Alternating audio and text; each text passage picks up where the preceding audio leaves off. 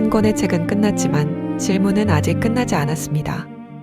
지금 그 이야기를 다시 시작합니다. 어린 왕자는 왜 장미 한 송이를 떠날 수 없었을까? 프롤로그. 세상에는 수많은 베스트셀러가 있습니다. 하지만 세대를 넘어 아이와 어른이 함께 읽는 책은 그리 많지 않습니다. 어린 왕자는 1943년 처음 세상에 나온 이후 지금까지도 가장 많이 읽히는 책 가운데 하나입니다. 많은 사람들은 이 책을 순수한 동화로 기억합니다. 여우와 어린 왕자의 이야기, 장미 한 송이, 그리고 가장 중요한 것은 눈에 보이지 않는다라는 문장. 하지만 정말 그것뿐일까요? 어쩌면 어린 왕자는 사랑에 관한 이야기이면서 동시에 책임에 관한 이야기이고 관계에 관한 이야기이며 상실을 견디는 법을 말하는 이야기일지도 모릅니다. 그리고 무엇보다 우리는 왜 가장 소중한 것을 곁에 있을 때는 알지 못하는가? 그 질문을 가장 조용하게 던지는 책입니다. 오늘은 그 질문을 따라 어린 왕자의 여정을 함께 걸어보려 합니다. 제1장. 사막에서 시작된 한 번의 만남. 비행기는 아무도 없는 사막에 추락했습니다. 눈을 뜬 곳에는 도시도 사람도 도움도 없었습니다. 끝없이 펼쳐진 모래와 적막한 하늘만이 그를 둘러싸고 있었습니다. 어쩌면 대부분의 이야기는 사람이 많은 곳에서 시작됩니다. 하지만 어린 왕자는 세상에서 가장 외로운 장소에서 시작됩니다. 그리고 그곳에서 한 아이가 조용히 말을 건넵니다. 양 한 마리만 그려주세요. 너무도 뜻밖의 부탁이었습니다. 살아남을 방법을 고민해야 하는 순간에 한 아이는 양을 그려달라고 말합니다. 우리는 이 장면을 읽으며 이상하다고 생각합니다. 하지만 조금만 생각해보면 정말 이상한 것은 그 아이가 아닐지도 모릅니다. 우리는 언제부터 상상보다 현실을 먼저 계산하게 되었을까요? 언제부터 무엇이 필요한지보다 무엇이 효율적인지를 먼저 따지게 되었을까요? 어린 왕자는 양이 필요한 이유를 길게 설명하지 않습니다. 그저 양 한 마리를 그려달라고 말합니다. 그 짧은 부탁 하나가 어른의 세상에 작은 균열을 만듭니다. 비행사는 처음에는 어른답게 행동합니다. 잘 그리지 못한다고 말하고 이유를 설명하려 합니다. 하지만 어린 왕자는 설명보다 그림을 원했습니다. 결국 비행사는 양이 들어있는 상자 하나를 그려줍니다. 놀랍게도 어린 왕자는 그 그림을 보며 미소를 짓습니다. 양은 보이지 않는데도 그 안에 자신이 원하는 양이 있다고 믿었기 때문입니다. 어쩌면 이것이 어린 왕자가 우리에게 처음 던지는 질문일지도 모릅니다. 보이지 않는 것을 믿을 수 있는가? 어른들은 눈에 보이는 것을 확인하려 합니다. 크기와 숫자를 묻고 가격과 가치를 계산합니다. 그러나 아이는 보이지 않아도 믿습니다. 상자 안의 양을 보고 사막 한가운데에서도 친구를 만납니다. 그래서 이 만남은 단순히 한 소년과 비행사의 만남이 아닙니다. 잊고 지냈던 어린 시절의 나와 현실 속에서 살아가는 지금의 내가 다시 마주하는 순간입니다. 어쩌면 우리도 인생이라는 사막을 걷다 보면 가끔은 길을 잃습니다. 해야 할 일은 많고 걱정은 끝이 없으며 누군가와 이야기할 시간조차 부족합니다. 그럴 때 우리에게 필요한 것은 정답을 알려줄 사람이 아니라 조용히 다가와 양 한 마리만 그려주세요 라고 말해줄 누군가인지도 모릅니다. 어린 왕자는 그 한마디로 시작됩니다. 그리고 그 작은 부탁은 우리가 잃어버린 상상력과 순수함, 그리고 사람을 바라보는 눈을 조금씩 되찾게 합니다. 사막은 아무것도 없는 곳이 아닙니다. 가장 소중한 것을 다시 발견하게 되는 곳입니다. 어쩌면 어린 왕자가 처음부터 사막에 나타난 이유도 우리의 시선을 세상이 아닌 마음으로 돌려놓기 위해서였는지 모릅니다. 제2장. 어린 왕자는 왜 장미를 떠났을까? 사랑하는 사람을 떠나는 것은 쉽지 않습니다. 더욱이 그 사람이 세상에 단 하나뿐인 존재라면 더욱 그렇습니다. 그런데 어린 왕자는 자신이 가장 사랑했던 장미를 남겨둔 채 별을 떠납니다. 왜였을까요? 장미를 사랑하지 않았기 때문일까요? 오히려 그 반대였습니다. 어린 왕자는 장미를 너무 사랑했기 때문에 그 마음을 이해하지 못했습니다. 장미는 아름다웠지만 늘 솔직하지 못했습니다. 괜히 허세를 부리고 사소한 일에도 토라졌으며 어린 왕자의 관심을 확인하려 했습니다. 어린 왕자는 그 행동 뒤에 숨어있던 사랑을 잊지 못했습니다. 장미 역시 사랑한다고 말하는 대신 가시를 세우는 방법을 먼저 배웠습니다. 우리는 흔히 사랑은 서로를 잘 이해하는 것이라고 생각합니다. 하지만 현실은 다릅니다. 가장 사랑하는 사람일수록 가장 많이 오해하기도 합니다. 가족도 그렇고 부부도 그렇고 오랜 친구도 그렇습니다. 사랑이 부족해서가 아니라 서로의 마음을 표현하는 방식이 다르기 때문입니다. 결국 어린 왕자는 답을 찾기 위해 여행을 떠납니다. 떠나는 것은 사랑이 끝났다는 뜻이 아니었습니다. 사랑이 무엇인지 알고 싶다는 간절한 마음이었습니다. 아이러니하게도 우리는 곁에 있을 때보다 떠난 뒤에 더 많은 것을 깨닫습니다. 함께한 시간이 얼마나 소중했는지, 당연하게 여겼던 말 한마디가 얼마나 따뜻했는지, 다시는 돌아오지 않을 평범한 하루가 얼마나 큰 행복이었는지를 말입니다.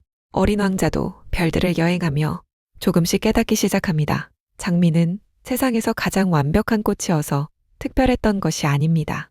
수없이 많은 꽃들 가운데 자신이 시간을 들여 돌보고 물을 주고 바람을 막아주었던 꽃이었기 때문에 특별했습니다. 우리는 사랑을 감정이라고 생각합니다. 하지만 어린 왕자는 사랑은 감정보다 먼저 책임이라고 말합니다.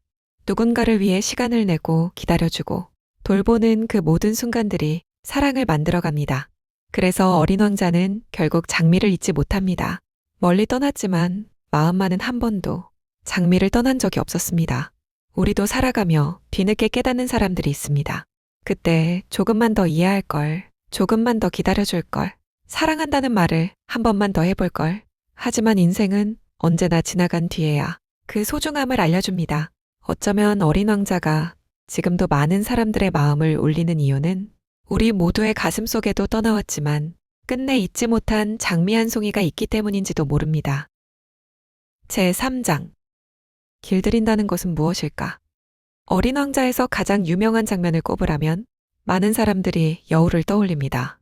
그리고 여우는 어린 왕자에게 이 책에서 가장 오래 기억될 한마디를 들려줍니다. 나를 길들여줘. 처음 이 말을 읽으면 조금 낯설게 느껴집니다. 길들인다는 말은 무언가를 내 뜻대로 만든다는 의미처럼 들리기 때문입니다.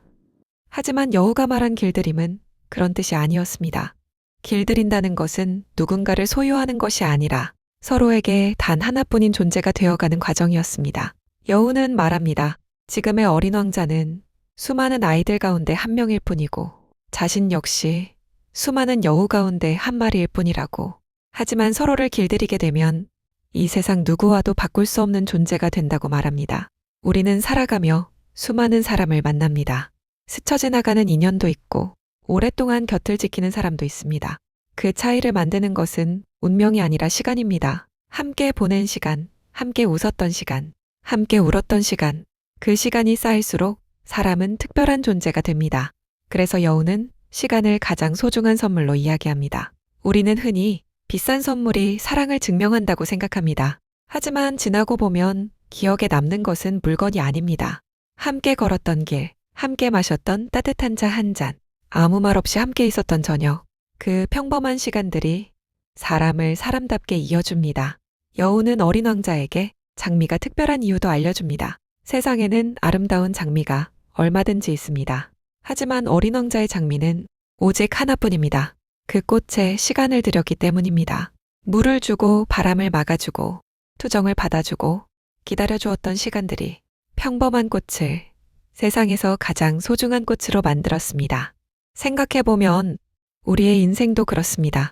부모와 자식도, 친구도, 부부도 하루아침에 특별한 관계가 되는 것은 아닙니다. 수많은 평범한 하루들이 쌓여 특별한 사람이 됩니다. 그래서 사랑은 운명보다 시간을 닮았습니다. 오늘 우리는 너무 많은 사람과 연결되어 있습니다. 휴대전화 속에는 수백 명의 연락처가 있고 SNS에는 수천 명의 이야기가 흘러갑니다. 하지만 정작 마음을 나눌 사람은 몇 명이나 될까요? 여우는 오래전에 이미 그 답을 알고 있었습니다. 많이 아는 것이 중요한 것이 아니라 깊이 연결되는 것이 중요하다고. 어쩌면 우리는 사람을 너무 쉽게 만나고 너무 쉽게 잊으며 너무 쉽게 관계를 포기하는 시대를 살아가고 있는지도 모릅니다. 그래서 어린 왕자는 우리에게 다시 묻습니다. 당신의 곁에는 오랜 시간을 들여 알아가고 싶은 사람이 있습니까? 그리고 당신은 그 관계를 위해 기꺼이 자신의 시간을 내어주고 있습니까? 관계의 깊이는 얼마나 많은 사람을 만났는지가 아니라 한 사람에게 얼마나 오래 마음을 내어주었는지에 달려있는지도 모릅니다. 제4장. 전쟁 속에서 쓰인 동화. 우리는 어린 왕자를 떠올리면 별과 장미, 여우와 사막을 먼저 생각합니다. 그래서 이 책이 전쟁 중에 쓰였다는 사실은 의외로 잘 알려져 있지 않습니다. 어린 왕자의 작가 앙투안 드 생텍쥐페리는 소설가이기 전에 조종사였습니다. 그는 우편기를 몰았고 하늘을 사랑했으며 제2차 세계대전이 시작되자 다시 비행기에 올랐습니다. 전쟁은 수많은 것을 빼앗아갔습니다. 도시를 무너뜨리고 가족을 갈라놓았으며 사람들의 마음속에서 희망마저 흔들어 놓았습니다. 그런 시대에 생텍쥐페리는 총을 들기보다 한 권의 동화를 남겼습니다. 왜였을까요? 어쩌면 그는 세상을 바꾸는 힘이 언제나 강한 무기에서만 나오는 것은 아니라는 사실을 알고 있었는지도 모릅니다. 사람은 미움을 배우는 존재이기도 하지만 사랑을 기억하는 존재이기도 합니다. 또 사람은 욕심을 품기도 하지만 누군가를 위해 자신을 내어줄 수도 있습니다. 어린 왕자는 그 가능성을 끝까지 믿은 이야기였습니다. 작품 속 어른들은 숫자에 집착하고 명예를 좇고 권력을 원하며 돈을 모으는 일에 바쁩니다. 하지만 그들이 놓치고 있는 것은 가장 중요한 것이었습니다. 사람, 관계, 그리고 사랑. 전쟁 역시 사람을 숫자로 바라볼 때 시작됩니다. 몇 명이 희생되었는지, 얼마나 많은 땅을 차지했는지, 얼마나 큰 승리를 거두었는지를 말합니다. 하지만 어린 왕자는 단 한 사람의 슬픔과 단 한 송이 장미의 소중함을 이야기합니다. 그래서 이 책은 작은 동화이면서도 거대한 전쟁에 맞서는 가장 조용한 목소리였습니다. 생텍쥐페리는 결국 정찰 비행을 떠난 뒤 돌아오지 못했습니다. 그의 마지막 비행은 지금도 많은 사람들에게 깊은 여운을 남기고 있습니다. 어쩌면 그는 자신의 삶으로도 어린 왕자를 완성한 사람인지 모릅니다.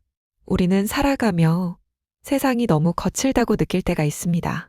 경쟁은 치열하고 사람들은 점점 바빠지며 서로를 이해하기보다 이기려는 마음이 앞설 때도 있습니다. 그럴수록 어린 왕자는 더욱 조용히 우리에게 말을 겁니다. 가장 중요한 것은 더 많이 갖는 것이 아니라 더 깊이 사랑하는 것이라고.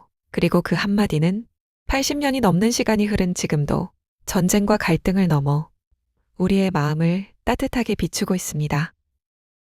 제5장. 우리는 누구에게 길들여지고 있는가? 어린 왕자는 여우에게서 길들인다는 것의 의미를 배웠습니다. 그리고 우리는 그 이야기를 읽으며 조용히 감동합니다.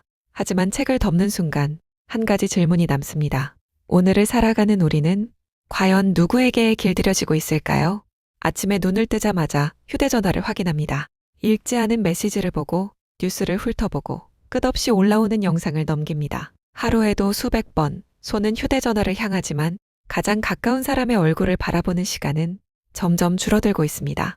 우리는 더 많은 사람과 연결되었지만 아이러니하게도 더 깊은 외로움을 느끼는 시대를 살아갑니다. 돈도 마찬가지입니다.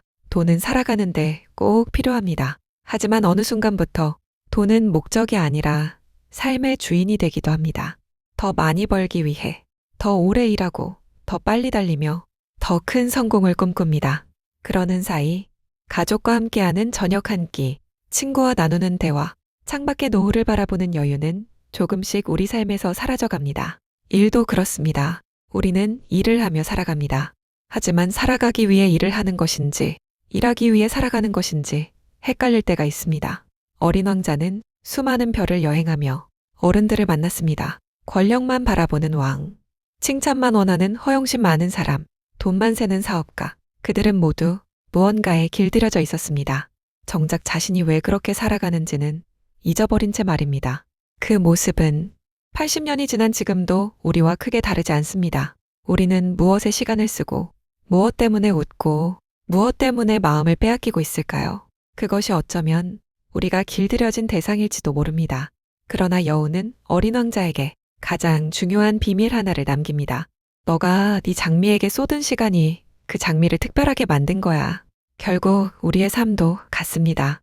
우리가 가장 많은 시간을 들인 것이 우리의 인생을 만들어갑니다. 가족일 수도 있고 꿈일 수도 있으며 신앙일 수도 있고 사랑하는 사람일 수도 있습니다.